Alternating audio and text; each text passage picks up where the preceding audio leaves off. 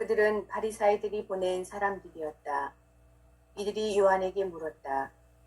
당신이 그리스도도 아니고 엘리야도 아니고 그 예언자도 아니라면 세례는 왜 주는 것이요? 그러자 요한이 그들에게 대답하였다. 나는 물로 세례를 준다. 그런데 너희 가운데에는 너희가 모르는 분이 서 계신다. 내 뒤에 오시는 분이신데 나는 그분의 신발끈을 풀어드리기에도 합당하지 않다. 이는 요한이 세례를 주던 요르단강 건너편 베타니아에서 일어난 일이다. 예. 하늘의 사명을 받은 세례자 요한의 정체를 파악하기 불가능한 상황에 이르렀다는 사실을 알게 됐지요. 왜냐하면 계속해서 요한은 당신이 메시아요, 엘리야요, 또 다른 예언자요 라고 물을 때마다 아니요, 아니요 라고 대답했기 때문에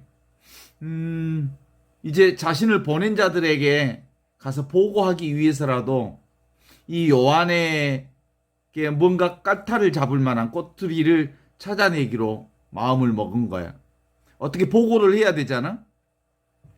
거기 가서 요한이 어떤 사람인지 알아보고 와라 그랬으니까 요한이 누구인지를 분명하게 다시 다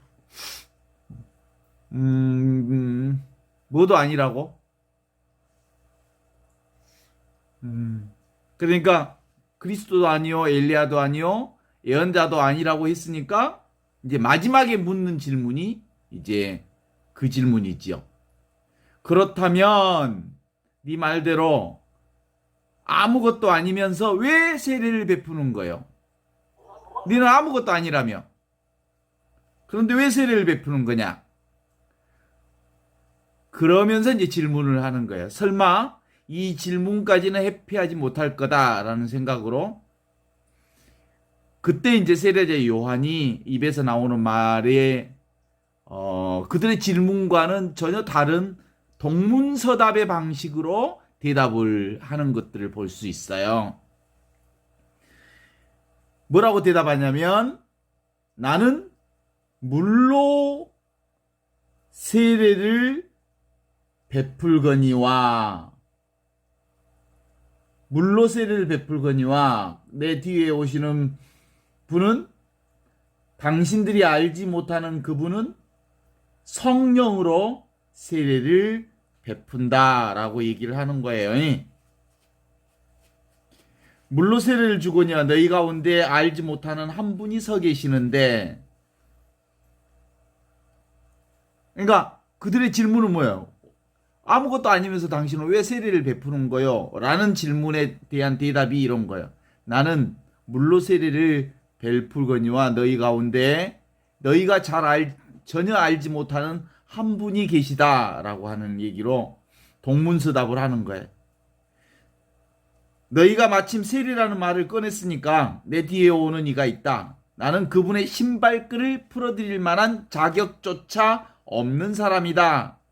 내가 이렇게 세례를 베푸는 것은 오직 질문에 대한 답이 아니라 요한의 일방적인 신앙 고백이야. 요한의 일방적인 선포죠, 선포. 내 뒤에 오시는 분, 그리스도 그분에 대한 얘기를 하는 거예요. 세상의 질문에 대해 하느님 나라의 진리를 선포하는 방식은 바로 예수 방식이기도 하지만 요한이 그 방식을 채택한 거예요. 세상 사람들에게 하느님 나라를 얘기하는 방식은 이런 방식이에요. 세상이 묻는 방식대로 대답할 수가 없어. 하느님 나라는 무슨 얘기인지 아직도 감이 안 오죠? 하느님 나라는 세상의 방식으로 이해할 수 없다는 말이에요. 하느님 나라는 세상의 질문대로 답하면 그것으로 또 꼬투리를 잡혀. 그러니까 하느님 나라의 방식의 언어를 사용하는 수밖에 없는 거죠. 어때요? 동의하시나요? 예수님은 늘 그런 방식으로 하느님 나라 예수님도 설명해 주셨거든요. 기억나시죠? 가이사르에게 세금을 바치는 것이 옳습니까? 바치지 않는 것이 옳습니까? 라는 질문을 던졌을 때 뭐라고 대답해요? 이 질문에 예수님이 옳다, 옳지 못하다고 그렇게 대답을 했더라면 어떻게 됐을까? 질문하는 사람의 올무에 걸려, 꼬투리에 걸려. 그래서 예수님은 그들의 질문을 기회로 삼아서 당신의 한결같은 신앙, 하느님과 둘이 아닌 이 하느님 나라를 선포하게 되는 거예요. 다시 한번 확인시켜 주는 거죠. 세상의 논리에 대해 예수님은 세상의 논리대로 대꾸하지 않으시고 오직 하느님 나라의 진리를 선포하시면서 하는 대답이 뭐라고? 가이사르의 것은 가이사르에게 돌리고 하느님의 것은 하느님에게로 돌려라. 이렇게 얘기함으로써 하느님 나라는 세상의 방식으로는 접근할 수가 없다. 하느님 나라의 방식과 세상의 방식은 달라. 그죠? 그래서 예루살렘에 온 사람들은 계속해서 요한의 이 동문서답, 아니 그 터무니없는 일방적인 선언을 마저 들을 여유가 없었던지 나는 물로 세례를 베푸지만 내 뒤에 오는 분은 성령으로 세례를 베푸시는 분이다 라는 말을 끝마치기도 전에 그들은 그 자리를 떠나고 만 거예요. 그러니까 오늘 요한을 통해서 우리가 알아들을 수 있는 중요한 메시지가 있다면 세상을 이기는 길은 세상의 논리로서 세상을 이길 수가 없는 것. 세상은 세상의 법칙대로 굴러가고 하느님 나라는 하느님 나라의 법칙대로 굴러가게 돼 있어요.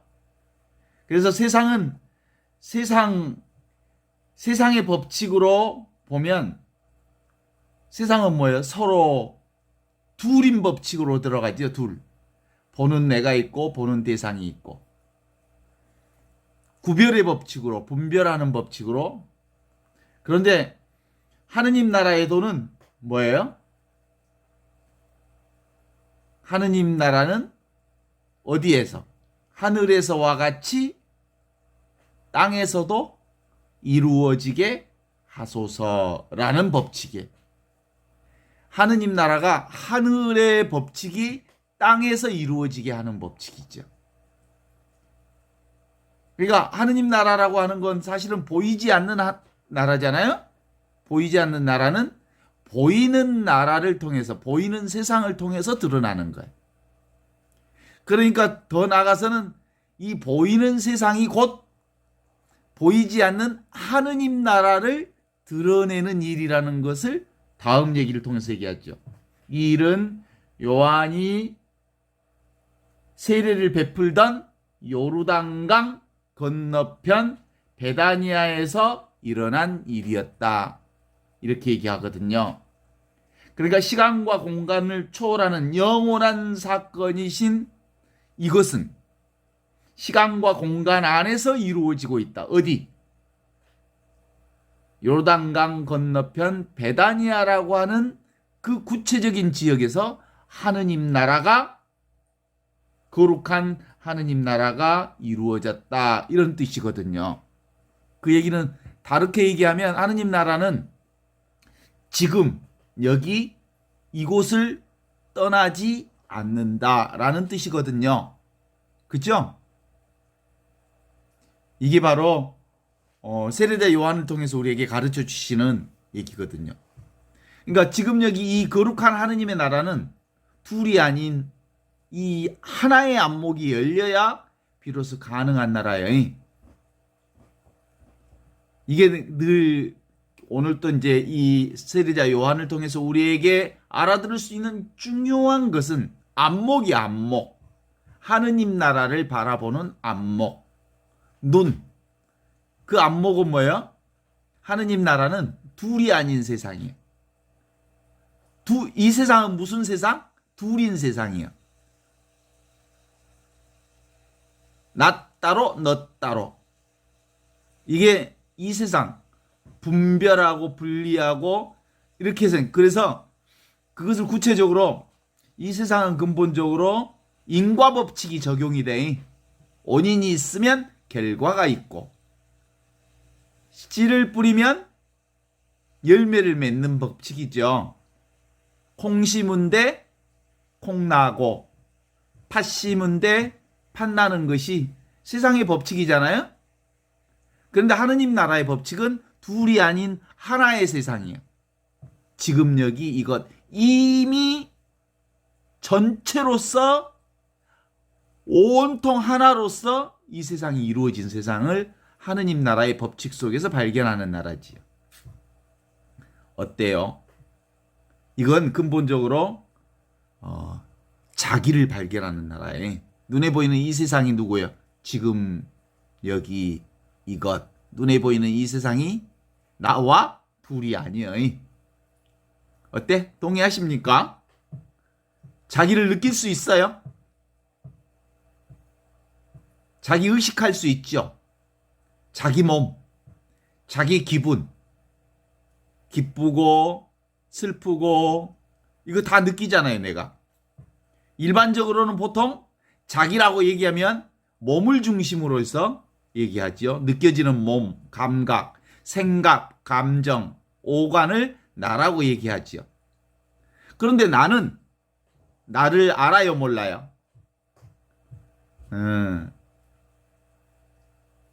나는 나를 알아. 근데 몸을 나라고 생각하면 그쵸? 나는 내 몸이 여기 있다는 거 알잖아요? 그죠? 아는 나와 알려지는 내가 같은 나인가? 라는 질문을 하면 서로 달라. 내 몸을 보는 내가 따로 있어. 몸은 느껴지잖아요. 그죠? 몸은 느껴져. 몸을 느끼고 아는 주체인 나는 그러면 뭐냐? 그러면 몸과 몸을 아는 나는 다른 거예요. 그래서 이제까지 우리는 끊임없이 몸과 마음이 나라고 알고 있었어. 그런데 이 커터칼이 있어요. 커터칼. 이 커터칼 보이죠? 이 커터칼이 나요, 아니요? 내가 아니죠, 이거? 내가 아니니까 이 커터칼을 볼 수도 있고 잡을 수 있고 느낄 수도 있고 알 수 있는 거예요. 내 몸도 이렇게 커터칼처럼 볼 수도 있고 잡을 수도 있고 만질 수도 있고 그래. 그러는 것처럼 이게 내가 아니기 때문에 내가 이 커터칼을 볼 수 있는 것처럼 내가 아니기 때문에 이 몸을 내가 느끼고 잡고 알 수 있는 거거든요. 그러니까 진짜 나는 뭐요? 보이지 않는 나. 그러면서도 보이지 않는 내가 보는 나지. 이 칼을 한번, 커트칼을 한번 봐봐요. 이 칼로 종이도 찢을 수 있고, 이게 뭘 자를 수 있는 칼이거든요. 그죠? 이 칼로 칼을 자를 수 있을까? 칼은 칼을 자를 수 없어. 눈으로 모든 것을 보지만, 눈이 눈을 볼 수 있을까? 없죠. 내가 내 몸을 볼 수는 있지만 내가 나를 볼 수는 없는 거야. 그런 것처럼 진짜 나는 보이지 않는 나다. 이렇게 이게 이제 분명해져야 된다는 게 왜 이 조건이 아주 중요한 조건 중에 하나가 되냐면 이게 바로 세례받는 조건이야. 세례받는 조건. 세례받는 조건은 정화하는 과정이 세례잖아요. 정화의 단계를 거치는 게 세례예요, 세례. 그래서 정화라고 하는 것은 내가 따로 없다라고 하는 과정을 통해서 나의 생각과 감정과 오간이 내가 아니라는 것을 알아차림으로써 나라고 하는 건 하느님과 둘이 아닌 이것 전체로서 나를 이제 알아차리는 것이거든요. 나는 그러니까 나 아닌 것을 느끼죠. 나 아닌 것을 보죠. 오늘 또 제가 산책도 하고 자전거를 타고 영상 강변을 한번 쭉 한 바퀴 돌았는데 한 2시간 반 동안 돌았는데 나는 뭘 본다고요? 나 아닌 것을 본다고요. 그러니까 보는 나는 나 아닌 것들을 봐. 그쵸? 나 아닌 산과 들과 강과 구름과 바람과 갈대와 억새와 보이는 온갖 것들은 사실은 보는 나에 의해서 보여지는 것들이고 그 과정에 내 몸뚱아리도 내가 보는 거죠. 보는 대상이죠. 그래요. 그래서 아는 나, 몸을 아는 이게 여기 있는 거예요. 지금 여기 이것이 바로 나지요. 지금 여기 눈앞에 있는 이것이 내 몸도 보고 들도 보고 하늘도 보고 억새도 보고 강도 보고 그리고 강아지를 앞세워서 이렇게 강변을 돌아가는 그 모습도 즐기고 그러는 거거든요. 그죠? 그래서 아는 자가 어디 있냐 그러면 지금 여기 있잖아요. 이것이 분명해지면 바로 이제 지금 여기 이것으로서 하느님의 나로서 이제 그리스도의 빛을 받아서 이제 세례의 한 역할을 하는 거죠. 세례라고 하는 것은 정화되는 거거든요. 생각이 끊어지고 지금 있는 그대로의 내가 곧 하느님과 둘이 아닌 이것이라고 하는 것이 바로 세례의 중요한 역할이에요. 이게 바로 성령의 세례를 받는 거거든요. 이 성령의 세례를 예수 그리스도를 통해서 우리에게 보여주신 세례거든요. 예수 그리스도는 나는 하느님 아버지와 둘이 아니라라고 하는 것을 뭘 통해서 성령을 통해서 우리에게 가르쳐 주신 세례.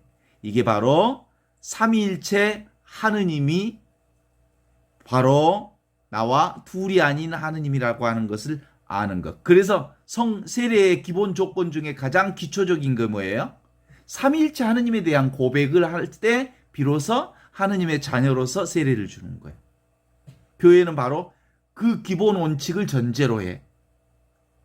그러니까 우리가 그 대세를 줄 때도 사람들에게 세 가지 물어보잖아요. 하느님 아버지에 대한 문제, 그리고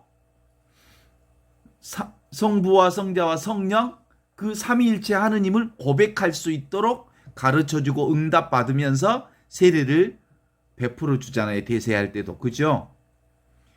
핵심이 그런 거예요. 그래서 세례의 전제 조건은 하느님이 나와 둘이 아니다라고 하는 것을 고백할 때 세례를 주시고 그때 바로 성령을 통해서 하느님의 온전한 자녀로 다시 태어난다고 하는 거예요. 그렇습니다.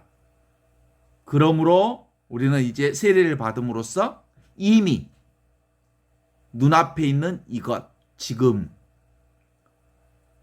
바로 여기 직접적으로 숨쉬고 살아있는 이것이 바로 나다라고 하는 하느님의 자녀로 태어나는 것. 그동안 우리는 무엇이 나라고 생각했냐면 몸에 붙어있는 눈이 나고 눈으로 보고 몸에 붙어있는 귀로 듣고 몸에 붙어있는 코로 냄새 맡고 몸에 붙어있는 입으로 무언가를 먹고 마신 줄 알았어. 그래서 몸이 난 줄 알았어. 내가 먹은 줄 알았어. 근데 실제로는 뭐야? 눈앞에 이것. 보이지 않는 내가 보고 보이지 않는 이것이 냄새 맡고 보이지 않는 이것이 느끼고 보이지 않는 이것이 다 알아듣고 있는 그거라라는 거거든요. 그래요. 이게 바로 그 아는 자, 느끼는 자, 경험하는 자가 바로 지금 직접적인 이것으로서 영원한 생명을 가진 나다라고 하는 이 믿음이 비로소 하느님의 자녀가 되는 중요한 신앙 고백이라고 하는 거예요. 나는 물로 세례를 베풀지만 내 뒤에 오신 분은 성령으로 세례를 베푸실 분이다. 나는 그분의 신발끈을 풀어드릴 만한 자격조차 없는 아무것도 아닌 사람이다. 그러나 성령을 통하여 하느님과 온전히 하나가 됨으로써 나는 진정으로 하느님의 자녀로서의 삶을 시작할 수 있게 된다. 이런 뜻이거든요. 어때요? 그렇습니다. 그래서 지금 여기 보는 나, 듣고 있는 나, 아는 나, 경험하는 나, 이것이 바로 내 몸 안에도 이것이 있고 내 몸 밖에도 이것이 있고 그리고 눈에 보이는 세상도 이것으로 있고 강도 이것으로 있고 하늘도 이것으로 있고 땅도 이것으로 있고 보고 듣고 느끼는 온갖 것이 다 영원히 변하지 않는 그리고 항상 있는 늘 있는 언제나 있는 이것으로서 보고 듣고 느끼는 거다. 이거 이제 분명해졌죠? 이것은 바로 지금 이것을 가리켜서 성령의 세례를 받은 사람은 바로 이것을 하느님, 영원한 생명의 하느님으로 고백하는 거였거든요. 이제 성령의 세례를 받은 사람들은 기본적으로 그런 점에서 생각을 내려놓고 생각을 정화시키는 거예요. 내 몸이 내가 아니다. 내 생각이 내가 아니다. 내 느낌이 내가 아니다. 뭐요? 내 감각이 내가 아니다. 그 감각을 감각하는 그것, 보는 그것, 느끼는 그것, 아는 그것, 그것이 지금 여기 직접적으로 살아계신 하느님으로서의 나다. 둘이 아닌 이거다. 이게 바로 성령의 세례를 받은 사람만이 고백할 수 있는 일입니다. 이걸 고백하지 못한다면 그가 물의 세례를 아무리 받았다 해도 실제로는 성령의 세례를 경험하지 못한 사람. 모두가 다 성령의 세례를 통해서 하느님의 자녀가 됐음을 고백하지만 그 입술로만 고백한 거야.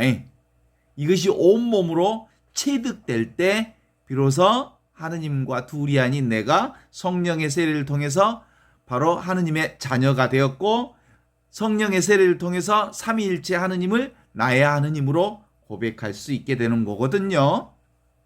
그게 바로 이미 있는 이 하느님 나라에 사는 겁니다.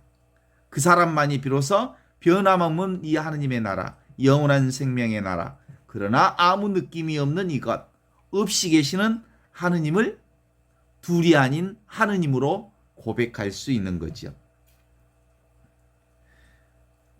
우리는 이제 이 세례를 성령의 세례를 받으면 어떻게 되는? 성령의 세례가 온전히 내 안에서 작동하면 눈에 보이는 대상, 느낌의 대상, 모든 대상들은 느낌 없는 느낌인 이것으로 느끼는 거예요. 눈에 보이는 온갖 것들은 다 느낌 속에 이 느낌 속에 있어요. 느낌 없는 느낌인 이 느낌 속에 들어있는 거예요. 어때요? 동의하시죠? 우리 손등을 한번 눌러봐요. 이렇게 손등을 눌러보면 손등의 감각을 체험할 수 있죠. 느낌 없는 자리에서 이렇게 눌러봤다가 떼면 느낌이 느껴져요. 느낌을 바라보게 되죠. 눌렀다가 떼면 그 느낌이 순간 느꼈을 때 뗀 때 일어났다 사라지는 것을 알아차릴 수 있어요. 그런데 일어났다 사라지는 이 느낌 속에서도 이 느낌을 알아차리는 이놈은 변함없이 느낌 없는 느낌으로 항상 있는 이거거든요. 그래서 이 변함없는 이 자리에서 온갖 변화가 다 일어나는 거예요. 이 변함없이 모든 것을 알아차리는 그게 바로 나라고 하는 거고, 그게 바로 하느님과 둘이 아닌 성령의 세례를 통해 하느님과 둘이 아닌 하느님의 자리, 영원한 생명의 자리가 바로 그 자리라는 것을 아는 거죠.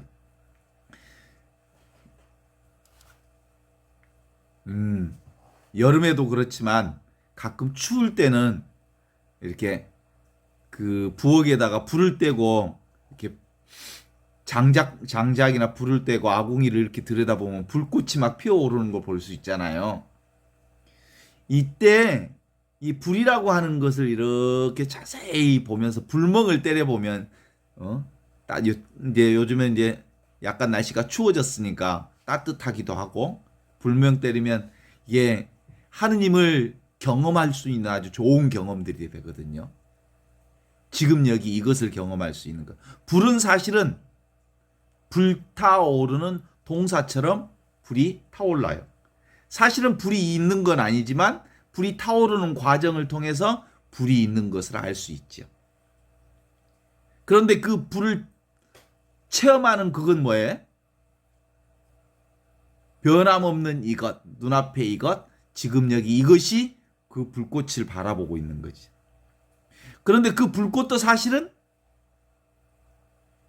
실제로 존재하는 게 아니에요. 계속해서 변화되고 있는 거죠. 어때요? 동의하십니까? 불은 끊임없이 순간순간 계속 변화되고 있는 과정에 있어. 영원히 불꽃이 계속 피어날 수는 없는 거야. 그래서 보는 이것만 영원하고 불꽃은 금방 생겨났다 사라지는 것이. 그래서 변화되는 온갖 세상의 모든 것은 이 변화되지 않는, 항상 있는, 언제나 있는, 늘 있는 나에 의해서 경험되어진다. 그래서 이 있는 존재, 이것을 가리켜서 나라고 한다. 항상 있는 존재, 늘 있는 존재. 나 없는 때가 있었어요? 없잖아. 나는 늘 있었잖아. 이 나는, 늘 있는 이 나는 천지 창조 이전부터 있던 나고, 아브라함이 있기 이전부터 있던 나고, 예수님이 있기 이전부터 있던 나고, 그리고 늘 있던 나고, 항상 있던 나고, 어릴 때도 청년 때도 그리고 지금도 사라지지 않는 이 나, 영원한 생명인 그 나로 살고 있죠. 저는 그 어릴 때 기억이 별로 없어가지고 저 어릴 때 기억은 7살, 8살 기억밖에 없어요. 초등학교 입학 이쯤에서 왔다 갔다 하는 그 학교 입학할 때 코 흘리게 콧수건 차고 학교 갈 때 그 기억 정도밖에 없어요. 그 이전에는 어린 기억이 별로 없더라고요. 근데 7, 8살 때도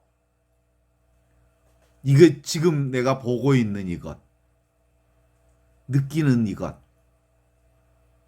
그리고 듣는 이것, 지금 여기 이것은 그때도 있었거든요. 기억하기 이전도 있었을 거야. 이것으로 살았을 거야. 기억이 없을 뿐이지. 그래. 이게 바로 영원한 생명인 나라고 하는 것을 얘기하면 사람들이 그렇게 간단하고 그렇게 쉬운 게 나라고요? 그게 하느님이라고요? 당연한 이것이 나라고요? 이게 하느님이라고요? 잘 믿지 않는 사람들이 많아요. 왜냐하면 너무나도 당연하게 있어서, 항상 있어서, 이미 있는 이것이어서 사람들은 하느님은 뭔가 특별한 분으로 우리에게 있기를 기대하고 있었고, 그래서 사실상 하느님을 구체적으로, 직접적으로 살아있는 하느님으로 경험하지 못한 경우들이 얼마나 많은지 몰라요. 그래서 늘 있는 이거, 항상 있는 이거, 언제나 있는 이거, 변함없는 이것, 이 변함없는 이 존재는 늘 변화하는 온갖 것들을 통해서 나 자신에게 드러난다는 사실을 우리는 늘 배워왔어요. 근데 이건 아무리 배워도 내가 일상생활을 통해서 이것이 확인되지 않으면 사실상 무의미해요. 매일매일 우리는 이걸 경험하기 위해서 살아요. 이 경험으로 살아요. 이 경험으로 살지 않는 사람이 아무도 없어요. 그런데 이게 바로 하느님이 우리와 함께 계시는 하느님과 둘이 아닌 영원한 생명으로 살고 있다는 것을 모를 뿐 모든 사람은, 모든 존재들은 다 이 존재로 살아요. 하느님의 살아있음이라고 하는 현존의 이 상태를 경험하면서 살지요. 이것을 우리가 고백하는 사람들은 근본적으로 성사 생활을 하는 사람들이. 왜냐하면 하느님이 일하시잖아. 하느님이 일하시는 모든 것을 성사라고 그러거든요.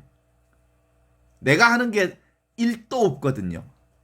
모두 다 하느님께서 일하시는 것을 내가 하느님과 둘이 아닌 내가 알아차리는 거거든요. 설령 내가 어떤 일을 했다 하더라도 그건 하느님의 도구로서 한 거죠. 그래요. 그래서 이 깨달음이, 이 신앙, 성령의 세례를 받은 사람들은 온갖 것을 다 하고도 그것을 자기 것으로 삼지 않아요. 그래서 옛날에 군자는 이렇게 얘기하죠. 군자는 공성이 불거라. 공을 세워놓고 그것을 자기가 했다고 하지 않는다. 군자는. 근데 소인배들은 조그만 일만 했어도 다 지가 했다고 떠벌리고 돌아다니고 자랑치고 막 그런다고. 지가 했다고. 그런데 진정한 성령의 세례를 받은 사람들은 누가 했다고? 모든 것은 하느님이 하셨다고 보는 거예요. 모든 게 지금 내가 숨을 쉬는 것도 하느님이 하는 거고 보는 것도 하느님이 하시는 거고 하느님과 둘이 아닌 내가 했지만 그죠? 그래서 성사생활이란 온갖 것이 다 하느님이 하셔서 저절로 이루어지는 것을 고백하는 사람들이라고 하는 거죠. 바로 이거 영원한 이것이 내 삶의 바탕이 되어서 이걸 통해서 온갖 것을 다 경험하지요. 기쁨과 슬픔도 여기서 경험하고 그리고 살고 죽음도 이것에서 경험하고 그래요. 이것이 경험한다고요.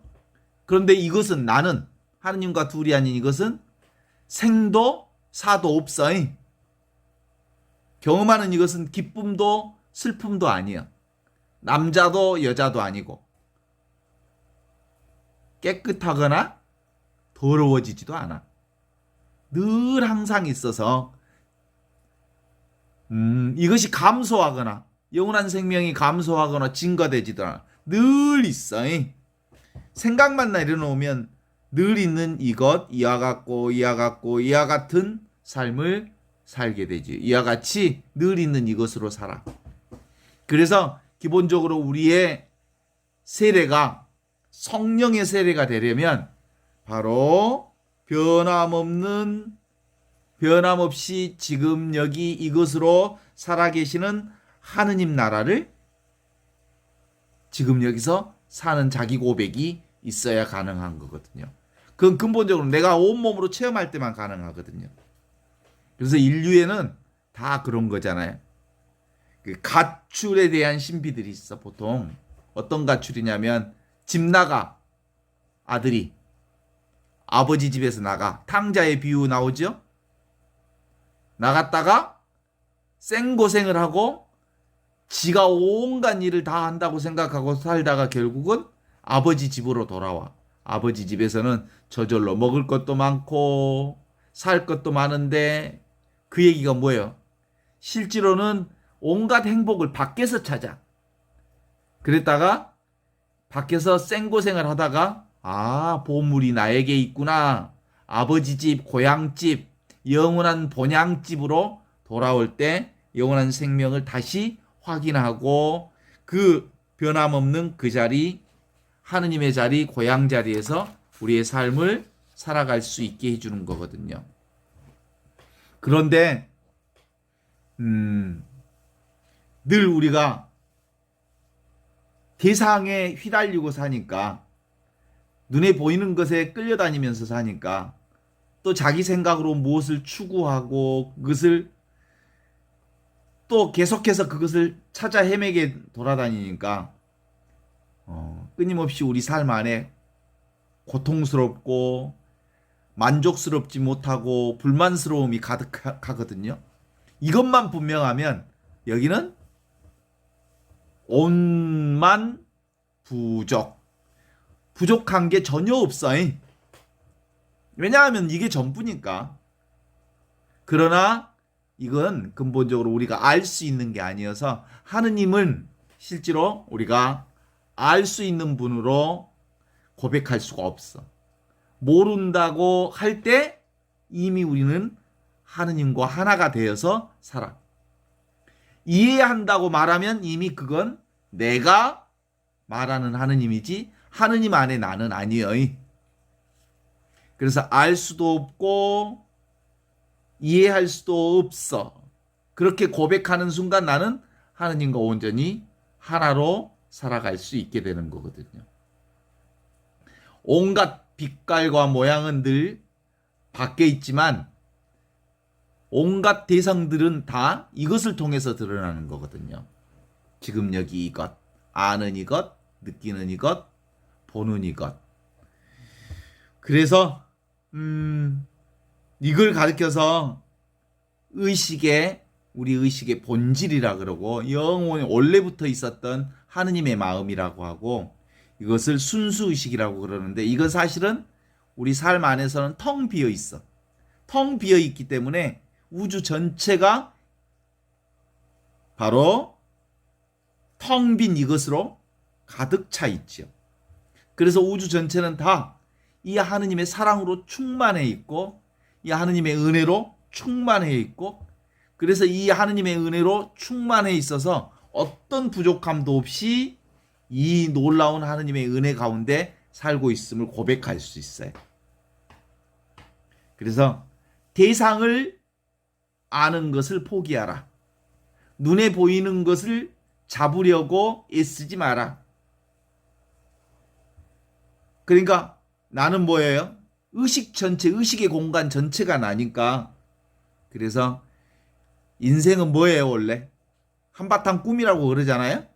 인간의 생각과 인간의 느낌이 만들어낸 한바탕 꿈이지만 꿈 깨면 있어 없어? 아무것도 없어. 그동안 50, 60, 70평생을 살면서 인생을 살아왔는데 그동안 50년, 60년, 70년 살면서 살았던 인생 여기 가져와 보라 그러면 가져올 거 있어? 여러분 인생 이리 가지고 와봐요. 있어 없어? 가지고 올 게 하나도 없어. 뭔만 있어? 지금 여기 이것. 혹시 50, 60, 70 산 사람한테 당신 인생 한번 가지고 와봐라 그러면 옛사랑의 흐릿한 사랑의 추억을 가지고 올지도 모르겠지 뭐. 그때 힘들고 고통스러웠던 기억들을 내가 이게 내 인생이라고 가지고 올지 모르겠지. 그건 전부 지나간 거고 사실상 50년을 살아도 60년을 살아도 70년을 살아도 빈손이야. 빈손이지. 그게 정직하게 내 인생이지. 근데 있는 건 뭐 있어? 눈앞에 이것밖에 없어. 항상 있는 이것. 그래서 우리는 근본적으로 우리 성령의 세례를 받는 사람들. 세례자 요한처럼 그분의 신발끈을 풀어드릴 만한 자격조차 없지만 바로 하느님과 둘이 아닌 성령 안에서 하나임을 고백하기만 하면 근본적으로 나는 항상 이 영원한 생명 가운데서 살기 때문에 바로 그 즉시 하느님의 자녀로 다시 태어나는 거예요. 이게 바로 신발끈을 풀어드릴 만한 자격조차 없다 이 말은 무슨 뜻이야? 사실은 무상하다 이거예요. 원래 우리 인생은 몸뚱아리 인생은 우리의 자아라고 하는 인생은 왔다 사라지는 무상한 인생이지만 실제로 하느님과 둘이 아닌 성령의 세례를 받을 때, 성령의 세례를 통해서 온전히 내가 하느님과 둘이 아니라는 것을 고백할 때, 그것을 체험하고 살 때 우리는 변함없는 이것, 영원한 이것, 영원한 생명인 이것이 되는 거거든요. 하느님의 아들, 딸이 되는 거거든요. 어때요? 나는 늘 이것 속에 있죠? 하느님과 둘이 아니여. 나는 세상과 둘이 아니여. 내가 있으면 금방 세상이 있어. 쌍으로 있어. 그러니까 세상이 곧 뭐여? 나여, 나. 나 없이 세상 없어. 나 없이 세계가 없어. 나 없이 우주가 없어. 그러니까 우주가 나고 내가 우주인 거예요. 내가 하느님이고 하느님이 난 거예요. 어때요? 늘 동시에 쌍으로 존재한다고 하는 거거든요. 그러니까 실제로 보이는 것은 따로 존재하지가 않아. 어떤 것도. 나 따로 존재해? 도대체가 나 따로 존재할 수가 없어. 그러니까 나는 늘 우주로서 존재하고 있는 거야. 전체로서 존재하는 거야. 내가 사라지면, 이 몸뚱아리 내가 사라지면 얼마나 편해? 언제 제일 편해요? 잠잘 때 제일 편하지. 그래요. 몸과 의식이 사라져도 사라지지 않는 게 있어. 그게 바로 지금 여기 이것. 늘 있는 이것, 항상 있는 이것, 언제나 있는 이것. 잠을 자도, 깨어 있어도, 꿈을 꾸어도 그 꿈을 아는 이것, 잠을 자는 것을 아는 이것, 깨어 살고 있는 이 나의 현실을 알고 있는 이것, 알 필요가 없는 나, 늘 스스로 존재하는 나, 하느님과 둘이 아닌 나, 전체로서의 나는 이미 이 영원한 생명을 오늘 또 열린 존재로 살고 있습니다. 이게 바로 매일 우리가 사는 의미는 이것을 확인하면서 사는 거예요. 그러니까 온갖 아름다운 세상을 보고 인간관계를 맺고 모든 일을 한다는 일은 곧 무엇을 아는 거예요? 내가 살아있다는 것을 확인시켜주는 일이요. 내가 지금 하느님의 현존 가운데, 하느님의 사랑 가운데, 하느님의 은총 가운데 있다는 것을 확인해주는 삶이요. 매 순간마다. 그것이 온몸으로 느껴질 때 바로 우리가 바로 하느님의 자녀로서 익숙한 삶을 살게 되는 거거든요. 이 존재의 경험이 지금 여기 이렇게 이것밖에 없다라고 하는 것을 아는 우리의 고백인 거죠. 여러분의 존재가 있죠? 지금 있죠? 근데 있는 이 나라고 하는 존재는 몸뚱아리가 나이거나 생각하거나 느끼거나 느끼고 있는 이것이 나는 아니. 그것을 아는 나, 보는 나, 듣는 나, 지금 여기 직접적인 이것이 나라고 하는 거죠. 그래서 모두 다 누구는 누구로 살아? 다 나로 살아. 마리안나도 나로 살고, 나도 나로 살고, 그렇죠? 로사도 나로 살고, 티나 선생님도 나로 살고, 모두가 다 나로 살아. 그 나가 하느님과 둘이 아닌 나야. 그러니까 같은 나로 사는 거야. 모두 다. 이게 바로 불생불멸인 나로, 영원한 생명이 나로 사는데도 불구하고 이제 근본적으로 눈에 보이는 대상에만 집착하지 않으면 우리가 얼마나 편한지 몰라.